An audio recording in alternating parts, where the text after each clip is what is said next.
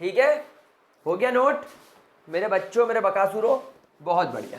अब मेरे लाडलो, एक चीज और मैं आपको सिखाना चाहूंगा, ऑर्गेनिक केमिस्ट्री हो और रेजोनेंस का नाम ना हो, ये तो वही बात हो गई कि जेठालाल हो और बबीता जी ना हो। क्या बात है, क्या बात है, बहुत बढ़िया। तो एक बात मेरे को बताओ, मान लो तुम्हारे पास ना एक अलाइलिक कंपाउंड है। अलाइलिक का मतलब जानते हो ना, एक कार्बन जो कि sp2 हाइब्रिडाइज्ड है, उससे एक कार्बन जुड़ा हुआ है जो sp3 हाइब्रिडाइज्ड है, और उससे आपका हेलोजन है। तो बेसिकली व्हेन योर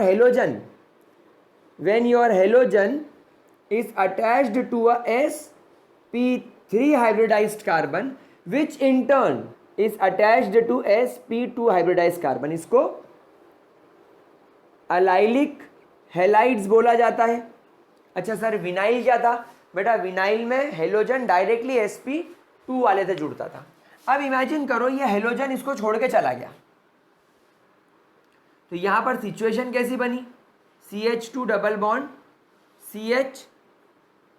CH और इस कार्बोकेटाइन पर एक पॉजिटिव चार्ज आ गया। अब बच्चे बोलेंगे सर ये कार्बोकेटाइन है, इस पे 2 हाइड्रोजन छोटे छोटे बच्चे यहाँ पर हैं, ये पिल्ले पिल्ले छोटे छोटे, और ये बड़ा सा अल्काइल ग्रुप है। सर ये प्राइमरी टाइप का दिख रहा है, तो मुझे नहीं लगता कि ये SN1 शो करेगा, मुझे नहीं लगता कि ये SN1 शो करेगा। बट नहीं, यहाँ पर रेजोनेंस नाम का फैक्टर काम करेगा। याद करो क्लास 11th में रेजोनेंस के बारे में हल्का सा पढ़ा जाता है। रेजोनेंस बोलता है it is the partial delocalisation of double bond, double bond का डीलोकलाइज हो जाना। तो बेसिकली ये कार्बन रोएगा किसके सामने? इस कार्बन के सामने। क्यों? बोलेगा मेरे पे पॉजिटिव चार्ज आ गया, मैं नहीं जीना चाहता। तो ये कार्बन बोलेगा अरे बाप रे, अब क्या करूं क्या करूं उसको चुप कराने के लिए। तो ये बोलेगा पास वाले कार्बन से तो मेरे डबल बॉन्ड है। ये कार्बन सोचेगा, तो ये सोचेगा कि एक काम करता हूं, ये डबल बॉन्ड तो कमजोर होता है, ये तो जल्दी टूट जाता है। तो ये सोचेगा कि क्यों ना मैं इस बॉन्ड को तोड़ के मैं मेरा इलेक्ट्रॉन तो मेरे पास रखूं। भाई मैं चतरा हूं, मैं मेरे 4 इलेक्ट्रॉन किसी भी कीमत पे नहीं छोड़ूंगा, लेकिन ये पास वाले कार्बन को मैं बेवकूफ़ बना के इसका ये वाला इलेक्ट्रॉन अगर मैं इस कार्बन को दे दूं तो कैसी पिक्चर जमेगी? तो पिक्चर जम जाएगी। और अब आपको यहां पर दिखेगा कि ये जो कार्बन है, देखो इसका H अपनी जगह पे, इसका एक बॉन्ड इस कार्बन से अपनी जगह पे, ये कार्बन के 2 H, और इस कार्बन से इसने एक बॉन्ड तोड़ दिया, तब इसके बीच में एक बॉन्ड बचा, ये इसके 2 हाइड्रोजन। अब हुआ क्या? हुआ ये कि इसने इसका ये वाला इलेक्ट्रॉन तो अपने पास रखा, देखो इसका इलेक्ट्रॉन बस इधर से इधर आ गया, लेकिन ये वाले कार्बन का इलेक्ट्रॉन इसने इस कार्बन को देके इसके साथ डबल बॉन्ड बना दिया। तो अब चोट इसके साथ हो गई। तो अब आप देखो, पहले इस पर पॉजिटिव चार्ज था, इस पर पॉजिटिव चार्ज है, तो ये 2 रेजोनेटिंग स्ट्रक्चर हो गए। Resonating structure number 1, resonating structure number 2। अब 2 में क्या होगा? अब 2 में ये कार्बन रोएगा कि तूने मेरे साथ धोखा दिया, तू बदमाश है, तू जाहिल है, तू काम चोर है, ऐसा वैसा फलाना ठिकाना बोलेगा। इसको दुख होगा कि यार मैंने तो इसका चोट कर दिया, इस नए आदमी के चक्कर में मैंने मेरे पुराने दोस्त से रिश्ते खराब कर लिए। ये वापस से इधर कर देगा, ये इसका इलेक्ट्रॉन उठा के इसको वापस दे देगा, तो ये ऐसा दिखने लग जाएगा और ये चलता जाएगा चक्र, ये चक्र चलता जाएगा। ये कार्बन बिना पेंदे का लौटा है, कभी इसकी तरफ आ जाएगा कभी इसकी तरफ आ जाएगा और ये घूमता जाएगा। तो अब आप एक बात बताओ, ये तो खेल चल रहा है, कभी प्लस इधर तो कभी प्लस इधर, कभी प्लस इधर कभी इधर। इसका मतलब जब ये बनेगा, जब ये केमिकल रिएक्शन में बनेगा तो बहुत देर तक बना रहेगा, क्योंकि इनमें तो लड़ाई चलती रहेगी, मैं प्लस तू प्लस, मैं प्लस तू प्लस, मैं प्लस तू प्लस, तो ये तो स्टेबल हो गया। तो रेजोनेंस की वजह से, बिकॉज ऑफ रेजोनेंस,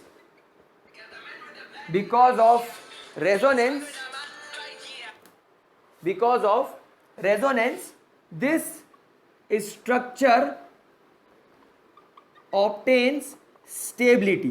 अब एक बात बताओ, अगर ये कार्बोकेटाइन स्टेबल हो गए, मतलब ये स्टेबल कार्बोकेटाइंस अगर हो गए, तो भाई साहब फिर तो ये डेफिनेटली फॉलो करेंगे, they will definitely follows SN1 mechanism। ये डेफिनेटली SN1 मैकेनिज्म फॉलो करेगा। समझ में आ रही है मेरे बच्चों, मेरे लाडलो, मेरे गुलगुलो? अलाइलिक फॉर्म क्लियर हो गया? स्क्रीनशॉट ले लो, ले लो स्क्रीनशॉट ले लो। अच्छा सर, अलाइलिक के बाद एक केस और समझा दो ताकि हमारा मन हल्का हो जाए और अब हम लोग टर्म 1 के लिए और नीट और जेई जैसे पेपर्स के लिए 100% 100% क्लियर हो जाएं। मान लो तुम्हारे पास में बेंजाइलिक हैलाइड है, बेंजाइलिक हैलाइड है। सर बेंजाइलिक हैलाइड का मतलब क्या होता है? Halogen is attached to an sp3 hybridised carbon, जो कि एक बेंजीन रिंग के sp2 हाइब्रिडाइज्ड कार्बन से जुड़ा हुआ है। हम लोग सब जानते हैं बेंजीन में जितने भी कार्बन्स होते हैं वो सब sp2 हाइब्रिडाइज्ड होते हैं। अब जब ये हेलोजन इसको छोड़ के जाएगा तो ये बेंजाइल कार्बोकेटायन आपको कुछ ऐसा नजर आएगा। अब आप बोलोगे सर देखने में तो ये भी प्राइमरी टाइप का दिख रहा है, एक कार्बोकेटायन जिसपे कि एक H है, एक H है और एक अल्काइल ग्रुप है, एक फिनाइल ग्रुप है, तो सर ये तो SN2 शो करना चाहिए। मैं बोलूँगा एक बार फिर सोच लो, क्यों? क्योंकि अब ये कार्बन रोएगा, बनेगा हाँ प्लस चार्ज आ गया, तो ये वाला कार्बन एग्जैक्टली वही हरकत करेगा ये वाले कार्बन के साथ। ये वाला कार्बन इस वाले कार्बन के साथ एग्जैक्टली सेम हरकत करेगा। इन दोनों के बीच का जो डबल बॉन्ड है ये उठा के इस कार्बन को पहुंचा देगा। इसकी वजह से क्या होगा? इस कार्बन और इस कार्बन में डबल बॉन्ड आ जाएगा और ये CH2 से स्टेबलाइज हो गया। ये डबल बॉन्ड यहाँ रहेगा। अब ये जो कार्बन है इसका जो इलेक्ट्रॉन था ये वाला, ये इलेक्ट्रॉन उठा के इसने इस कार्बन को दे दिया और इस चतरे ने, पट्टे ने अपना इलेक्ट्रॉन तो अपने पास रखा, तो इस पर प्लस चार्ज आ गया। अब ये किसके सामने रोएगा? ये इसके पड़ोसी कार्बन के सामने रोएगा। हैं इसने मेरे साथ धोखा करा, ये कार्बन गंदा है, इसने मेरे को पॉजिटिव चार्ज दे दिया। तो ये कार्बन देखेगा कि मेरे पास वाले कार्बन से भी मेरा डबल बॉन्ड है, तो ये डबल बॉन्ड उठा के इसको दे देगा। तो अब क्या होगा? ये CH2 तो अपनी दुनिया में खुश है, यहाँ डबल बॉन्ड बन गया, ये कार्बन और ये कार्बन डबल बॉन्ड बन गया, लेकिन इस कार्बन के साथ चोट हो गई क्योंकि इसका इलेक्ट्रॉन उठा के इस कार्बन ने इसका इलेक्ट्रॉन, ये वाला इलेक्ट्रॉन उठा के इसको दे दिया, ये आ गया यहाँ पर, तो अब इस पर प्लस चार्ज आ जाएगा। फिर ये कार्बन इस वाले कार्बन के सामने रोएगा, हैं चोट हो गई, तो ये कार्बन इस कार्बन को बोलेगा कि मैं तेरा इलेक्ट्रॉन उठा के इसको दे रहा हूँ। तो अब क्या होगा? अब यहाँ डबल बॉन्ड आ गया और बेचारे ये कार्बन पर पॉजिटिव चार्ज आ गया क्योंकि इसका इलेक्ट्रॉन तो इसके पास आ गया, ये हो गया CH2। अब ये वाला कार्बन इस वाले कार्बन को गाली बकेगा, बोलेगा साले तू मेरा पड़ोसी होके तूने एक अननोन आदमी की मदद करने के लिए, इसकी मदद करने के लिए तेरे पड़ोसी से इलेक्ट्रॉन चुरा लिया, तेरे पड़ोसी का इलेक्ट्रॉन चुरा के तूने इसको देके डबल बॉन्ड बना लिया और ये गंदगी इधर से फैलती हुई साले मेरे ऊपर आ गई, चल भगा इसको। तो ये बोलेगा अच्छा एक काम कर, मैं इसका इलेक्ट्रॉन उठा के तेरे को दे देता हूँ। तो अब ये CH2 पर फिर प्लस चार्ज आ जाएगा, ये सिंगल बॉन्ड बन जाएगा और यहाँ डबल बॉन्ड आ जाएगा, तो ये बेंजीन फिर स्टेबलाइज हो गया। तो अब आप देखो ये कार्बोकेटायन में कितने स्ट्रक्चर दिख रहे हैं रेजोनेंस के, 1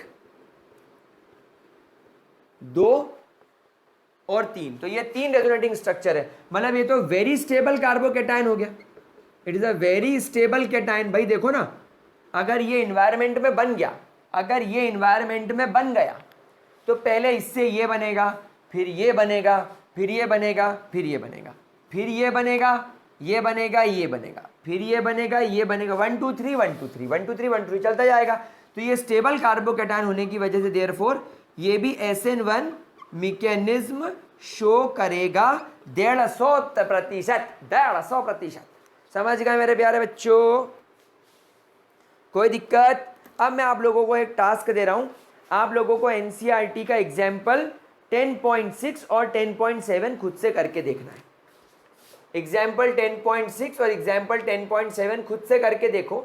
अगर NCERT बनने लग गई तो बेटा टर्म 1 वगैरह सब बन जाएगा, 100% तुम लोगों के बल्ले बल्ले होने वाली। तो आज का लेक्चर यही खत्म कर रहा हूँ, बाय बाय, टेक केयर। इसके बाद मैं अगले लेक्चर में आप लोगों के साथ में स्टीरियो केमिस्ट्री, इसी में जो स्टीरियो केमिस्ट्री वाला पार्ट है वो पढ़ाऊंगा। बढ़िया पार्ट एक लेक्चर में कंप्लीट हो जाएगा, ठीक है। तो आज इतना पढ़ लो, SN1 SN2 100% आना चाहिए, कौन क्या शो करता है कौन क्या शो नहीं करता, अलाइलिक और बेंजाइलिक वाले केसेस भी आने चाहिए। तो that's all for this lecture, bye bye, take care, hasta la vista. आगे बढ़ने से पहले एक बहुत important information, are you a class 9th और 10th स्टूडेंट? क्या आप सच में IIT नीट या ओलंपियाड्स के लिए प्रिपेयर कर रहे हो? अगर हाँ तो गाइस अनअकैडमी पर आ चुका है एक बहुत शानदार टेस्ट जिसे बोला जाता है अनअकैडमी कॉम्बैट। 3 अक्टूबर को दोपहर 1 बजे ये होने वाला है। आज ही रजिस्टर कराएं, रजिस्ट्रेशन गाइस फ्री है। आप लोगों का ये test will be a biggest scholarship ever for the class 9th and 10th student जो कि आज से ही अपना फाउंडेशन प्रिपेयर करना चाहते हैं for IIT, JEE, NEET, NTSC, olympiad जैसे एग्जाम्स के लिए। गाइस स्कॉलरशिप पूल आप देख सकते हैं 10 लाख रुपए तक का है। जिन बच्चों के पास में एंड्रॉइड ऐप अनअकैडमी का है उन्हीं लोगों के लिए ये एप्लीकेबल है। 3 अक्टूबर को होने वाला है गाइस। आपको जब इस कोर्स के लिए आप एनरोल करेंगे, आप कोड यूज करेंगे MPYT, the code will be MPYT। इस कोर्स में जो 1st to 3rd रैंक वाले स्टूडेंट्स हैं उन्हें 1 ईयर का अनअकैडमी फ्री सब्सक्रिप्शन मिलेगा। 4 to 10th रैंक वालों को 75% सब्सक्रिप्शन मिलेगा, मतलब फीस पर 75% ऑफ मिलेगा। 11 to 50 रैंक वालों को 50% स्कॉलरशिप मिलेगी अनअकैडमी प्लस सब्सक्रिप्शन पे, और 51 से 100 रैंक वाले स्टूडेंट को 25% तक का ऑफ मिलेगा। गाइस 60 मिनट्स का टेस्ट होगा, 30 क्वेश्चंस होंगे, साइंस एंड मैथमेटिक्स के 2 सेक्शंस होंगे, 30 क्वेश्चंस ईच। एंड उसके बाद में आप लोगों को आपके रिजल्ट्स मिलेंगे। आप जहां जहां आपने गलतियां करी है वो सब के बारे में आपको डिटेल्ड एनालिसिस मिलेगा। हमारी टॉप मोस्ट एजुकेटर की टीम्स आप लोगों को इसके सोल्यूशन प्रोवाइड करेंगी। बस आपको कोड यूज करना है MPYT। आप लोगों को इस कॉम्बैट का पूरा लिंक मैंने डिस्क्रिप्शन बॉक्स में दे दिया है। तो गाइस देर किस बात की, ग्रैब द ऑफर नाउ, ये लिमिटेड टर्म के लिए है। आप जिस भी 9th-10th के स्टूडेंट को जानते हो फटाफट से इसके बारे में उन्हें बता दीजिए। So guys let's crack it.